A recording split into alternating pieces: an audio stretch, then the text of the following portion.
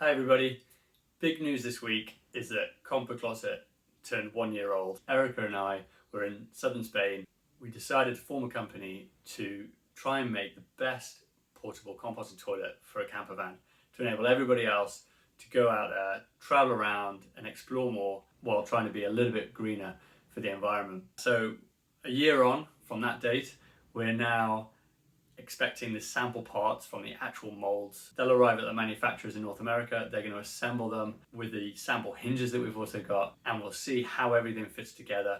We've got the prototypes. We're confident it's going to work, but that doesn't stop me being a little bit nervous because we've had so many ups and downs, and I wanted to just share some of those with you after a year of actually doing the project. So a year ago, I would be up at 5 a.m. On Skype to our friend in India. That's like few sketches of the original design, which we immediately designed, printed, and then we celebrated with a beer. And I woke up the next morning and went, that design's terrible. It's going to be horrible to clean. No, we've got to do better. But we redesigned it and made a new design. We then took that design and we patented it, so we couldn't tell anybody until it was done. Then Brexit happened, so we couldn't get the parts into Spain, so we had to drive back to the UK to pick them up, put them together, and we got the amazing feedback. Say, hey, can you make it so that you can hinge it without having to move it forward so that I can just screw it down and leave it in place? And I was like, that's a genius idea. Not mine, your guys. So we found those hinges. The first set of hinges that we were like, this could work. Made a new prototype with that to design for those hinges and said, yeah, that's perfect. It works a treat. Let's go for it. Ran the Indiegogo campaign. Then we sat there. It took 3 days to hit our target. Our target was $100,000. And not many campaigns raise $100,000. We all see like 10 million this or 2 million there, and you're like, yeah, but quite a lot of campaigns don't reach over $100,000. And we managed to hit that in 3 days. That didn't stop me after 1 day or 2 days just going, but what if you like, maybe we just won't make it. Maybe no one wants it. But they did, and you did, and it's been fantastic. The support's continued. The support's continued even more. And we're really, really grateful. So then we're on, right? We've got the funding, we're away. Dale, the designer in California, comes in and he redesigns what we'd taken for the prototype for manufacture. And we print up a new prototype.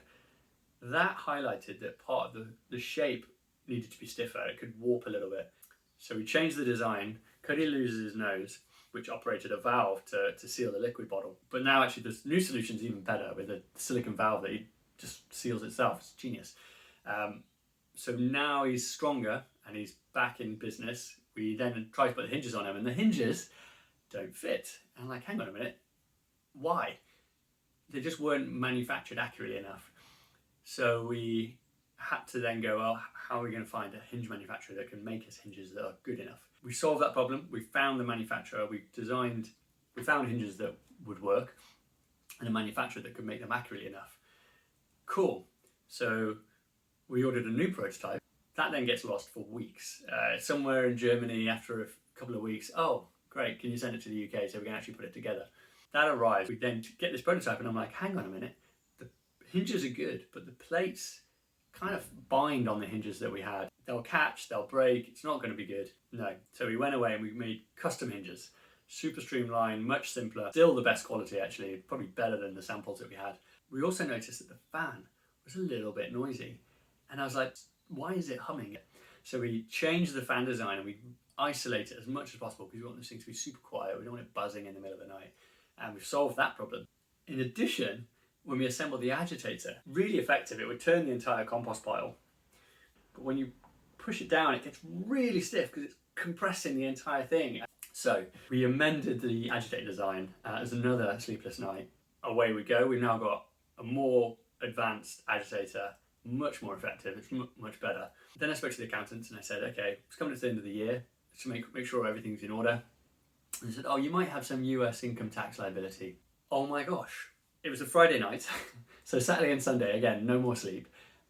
Monday they came back and said, oh no, but you won't have that liability because I was like, thank goodness. Oh my word, what a relief.